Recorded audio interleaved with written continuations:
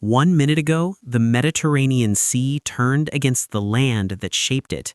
Waves taller than three-story buildings are smashing into the Sicilian coast with the force of a slow-motion explosion.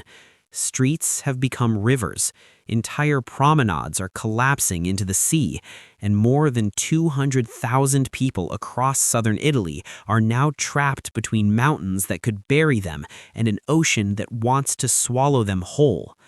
What is fueling this unprecedented fury? Why did meteorologists call this the worst storm in 2 decades? And why are experts quietly warning that what happened this week may be just the beginning? The system, called Harry, did not arrive like most winter storms. It was born in the darkness between the Sardinian Channel and the Tunisian coast on the night of January 18, 2026.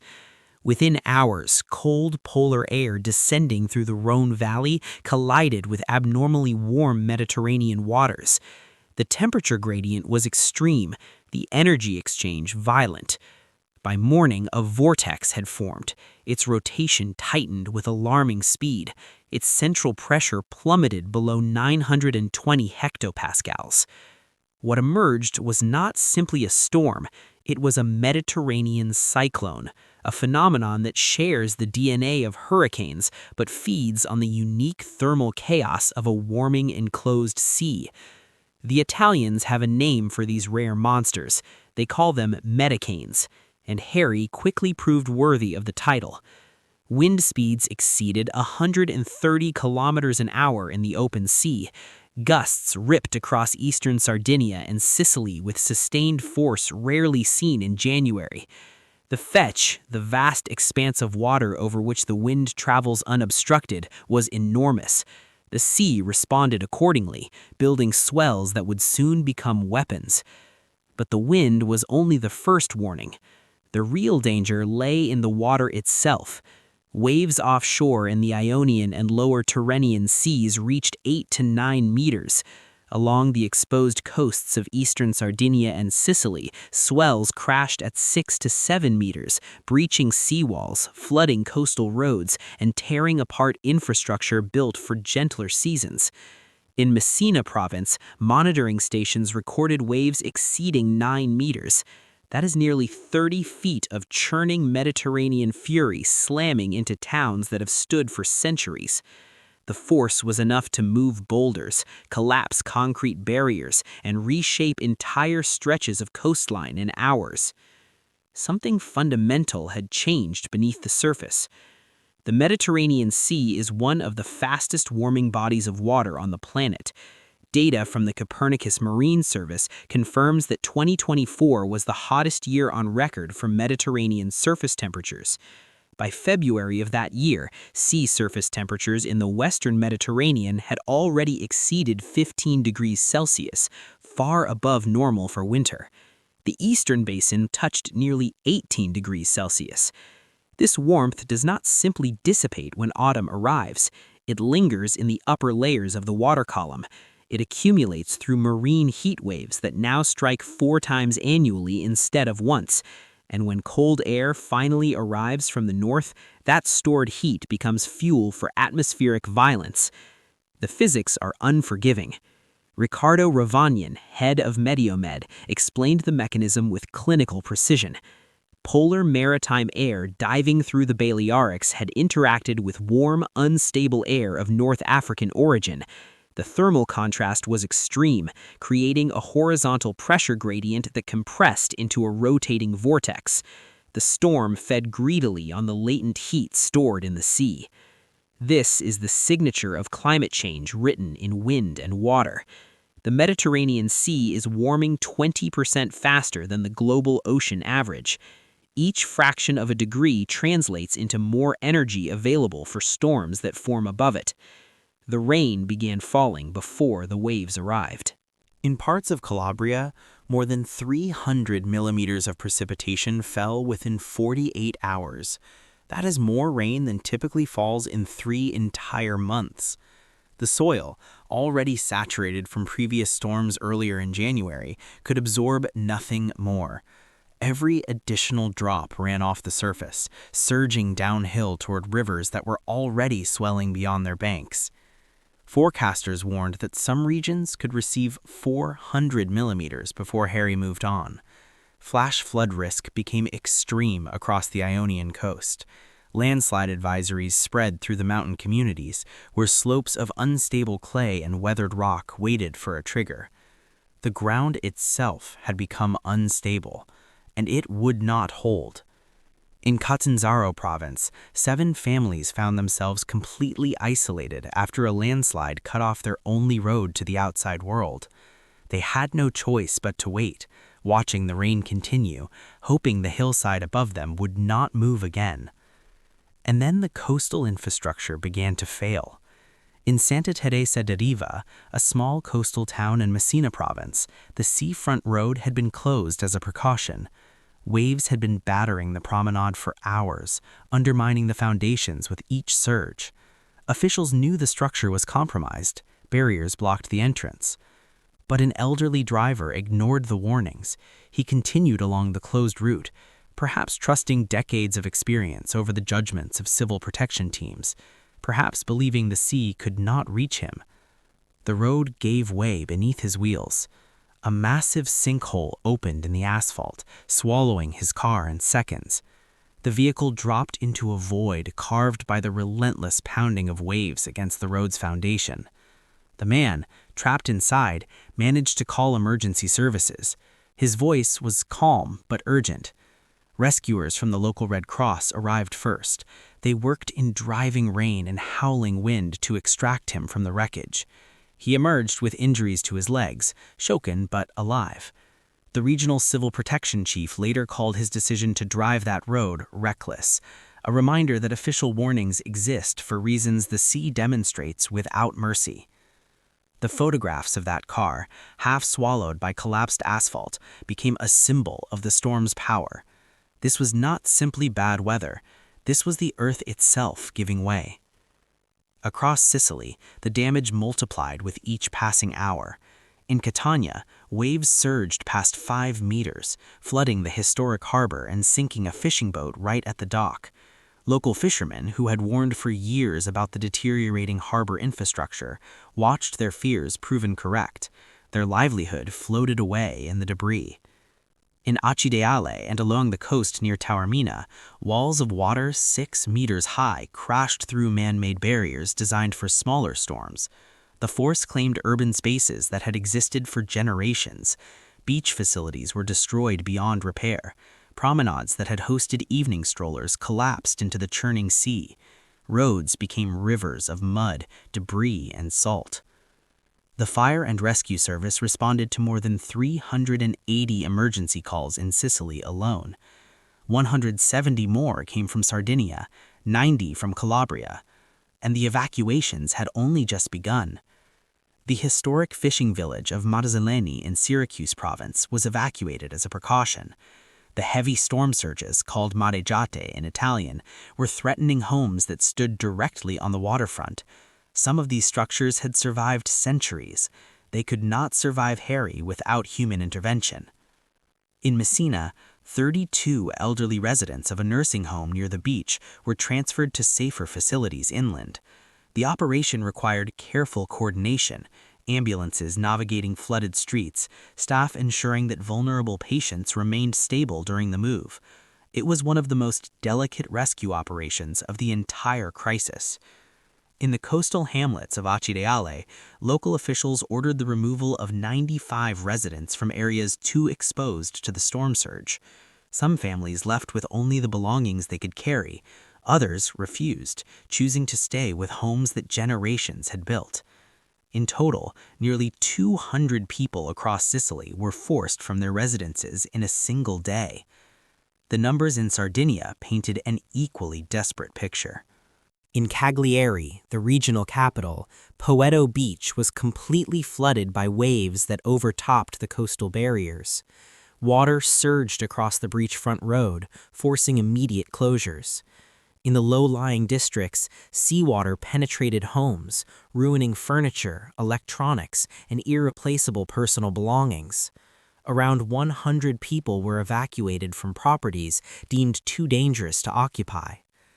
The rivers responded to the deluge with terrifying speed. In the Nuoro and Gallura areas, waterways swelled beyond warning levels almost instantaneously, encroaching on the surrounding countryside.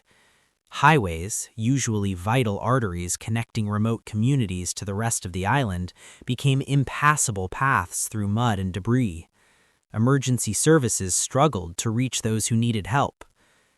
2 shepherds in the municipality of Arzuli went missing after a river burst its banks near their grazing land. Search teams worked through the storm for hours before finding them, cold and exhausted, but alive. They had climbed to higher ground and waited for rescue. Many others were not so fortunate in their decisions. The storm had isolated entire communities from the outside world. Ferry services connecting Sardinia to the Italian mainland were suspended indefinitely. Connections to Corsica were cut. In Sicily, hydrofoils and ferries to the Aeolian Islands stopped running. For the residents of those volcanic islands off the northern coast, the isolation was total. They could only watch the sea and wait.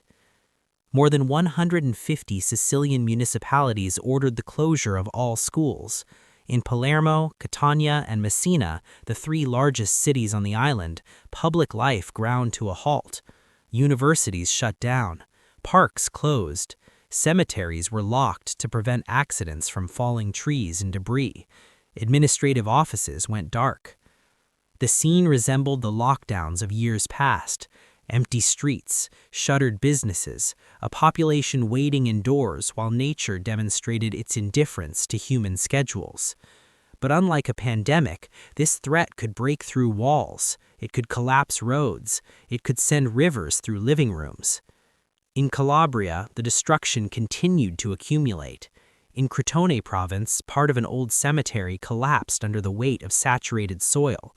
Roughly 20 coffins tumbled into a ravine below, a scene that local officials described as both tragic and surreal, the dead disturbed by the violence of the living earth. In Melito Porto Salvo, a storm surge destroyed 100 meters of the waterfront promenade in a single night. In Reggio Calabria, boulders dislodged by the rain crashed onto a roadway, striking the roof of a passing car. The driver escaped with minor injuries, but the close call illustrated how danger arrived from multiple directions simultaneously.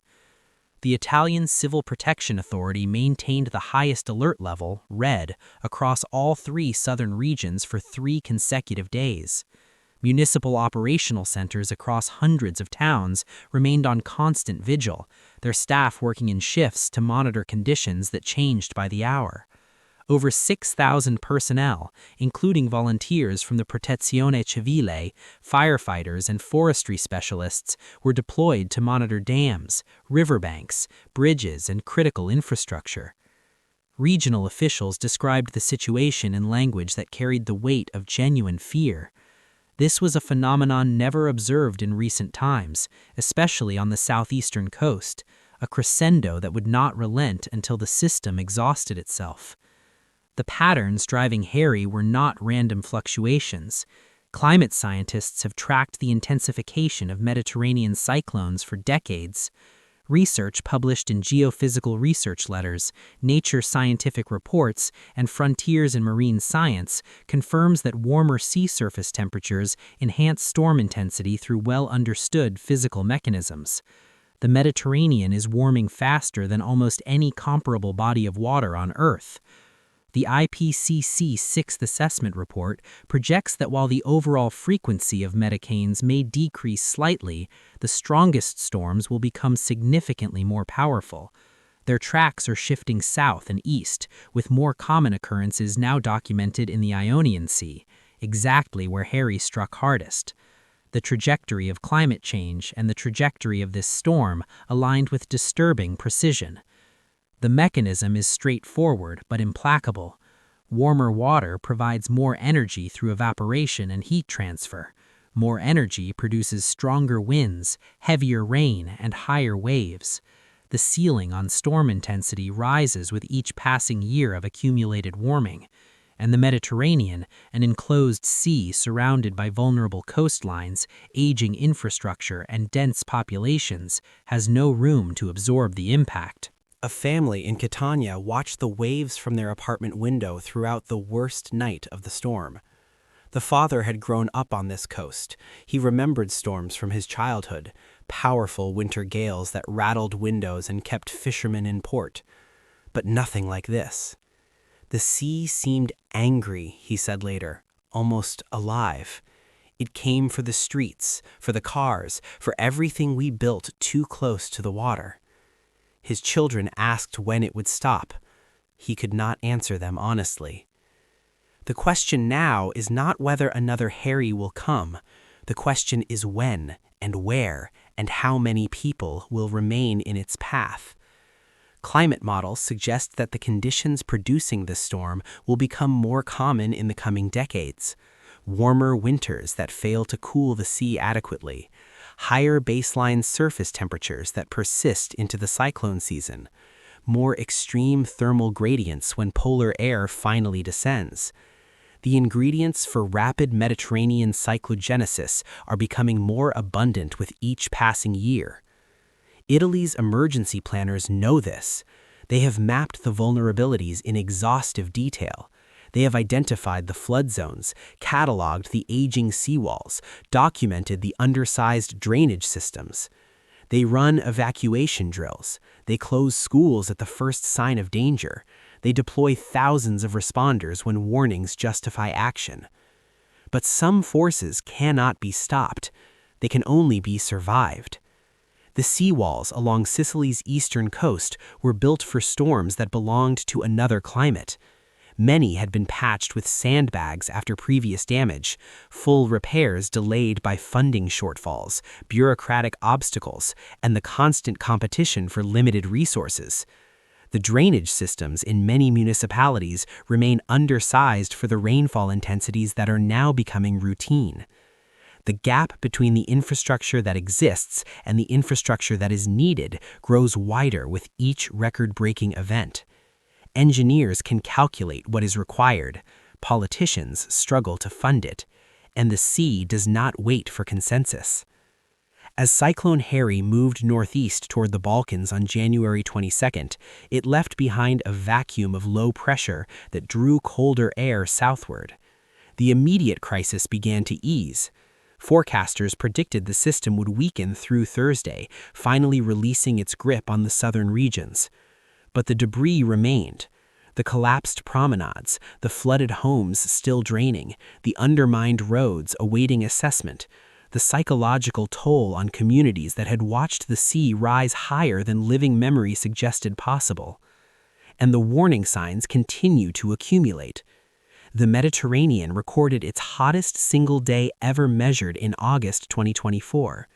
Marine heat waves that once occurred annually now strike 4 times per year, covering nearly the entire basin.